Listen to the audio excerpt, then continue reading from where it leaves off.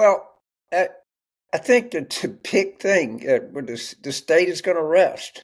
And I can't get the words out of my mouth to sufficiently say what I think is going to happen.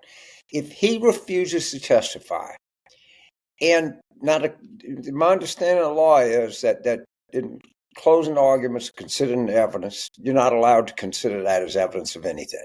I understand that. We have a right against self-incrimination. If you exercise it, that's been there forever. But as a political act, and I was really thought that this oil $1 billion for do anything. Thank God that Congressman Raskin sent the White House on it. But the political ramifications of him not testifying need to be exploited to the max because he runs his mouth. He said he would testify. Of course, he said that. And he said before that if you take the fifth, that's a sign of guilt.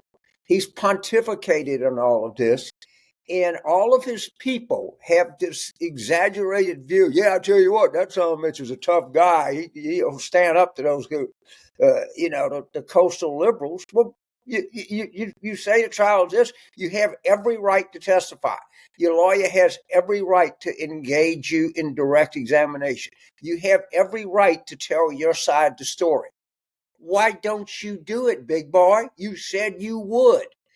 And if we get into this legalese and there's any number of reasons, and maybe legally there are any number of reasons that you don't testify, but politically, this thing has to be, it has to be driven like a sledgehammer on a 10-penny nail.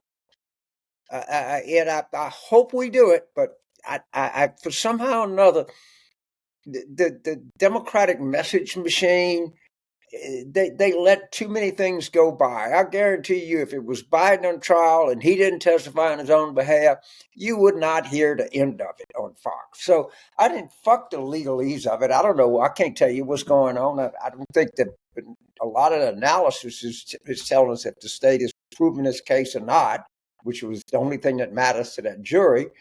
But God damn it, if he doesn't testify, exploit it big time.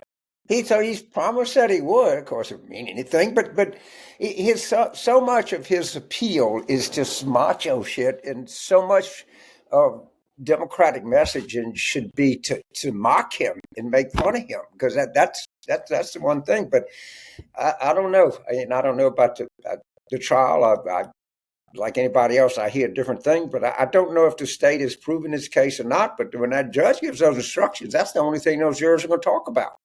They listen to the fucking judge. His instructions are going to be really taken seriously, and how he instructs a jury is going to be probably the most important thing in a trial. It really is. And I don't know. I mean, I guess these analysis are saying this and that.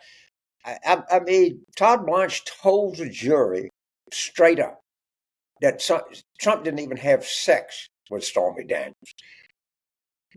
Okay, it'd be pretty hard not to believe that he did, and the jury will make you pay for that. They'll make you pay for that. But Mr. Blanche told you at the beginning this. Why would you believe anything else he says? I mean, he wants you to not believe Michael Cohen, and if the other question that the legal analysts I wish would say is the documentary ever, does a conviction hang on believing Michael Cohen?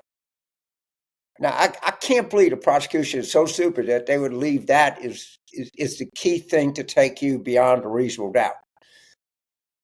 But I don't like, I shouldn't say, because I don't listen to all the analysis, but the analysis I see and read is a lot about courtroom atmospherics and cross-exam and this and that. But what I don't have a sense of is the evidence of jury's conviction being presented. I don't know that it's not.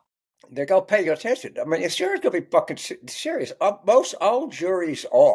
My outrage is, first of all, let me exempt Senator Sheldon Whitehouse of Rhode Island and Congressman Jamie Raskin of Maryland, if you pick this up. Why they don't pick up this story about the oil company people saying Trump said if they raised him $1 billion, they could write their own check.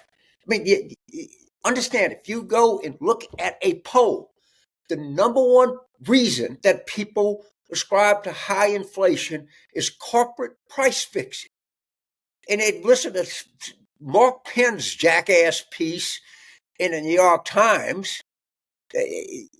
Understand, this is, you can't have anything more popular than this, and nothing confirms an existing suspicion more than all companies getting together and rigging high energy, high gas prices. And why they're not just clobbering this thing, I have no earthly idea. And finally, I saw one of the more progressive, I think it's Daily Kos or Coos, however you pronounce it, has finally picked up on the idea of Katie Britt's pregnancy register. So you're going to register, when the Republicans want you to register when you're pregnant. What the fuck you want, to Alabama Baptist coming down on you? You want to get a visit from the Archbishop? I mean, we have got to seize these opportunities that we get, and we got to drive them home like crazy, and quit fucking leaking stories about you believe polls or you don't believe polls. Who cares if you believe polls or not? Jesus, gets homeowners relief. Attack the fucking price rigging in all companies, pregnancy registers. Fuck the polling.